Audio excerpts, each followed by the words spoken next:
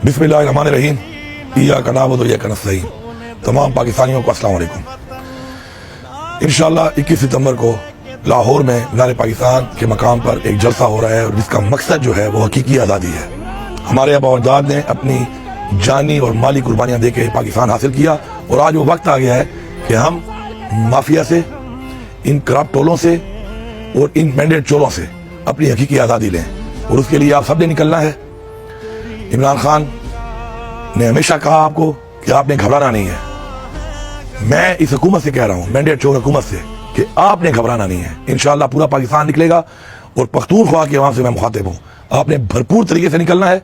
इंशाअल्लाह मैं आपको लीड करूंगा, फ्रंट से लीड करूंगा और इंशाअल्लाह 21 तारीख की सुबह पख्तूनख्वा से जो काफिले हैं इंशाअल्लाह वो पंजाब की तरफ रवान दवा होंगे और इंशाअल्लाह जाकर मीनार पाकिस्तान पे इंशाअल्लाह में जलसा करेंगे।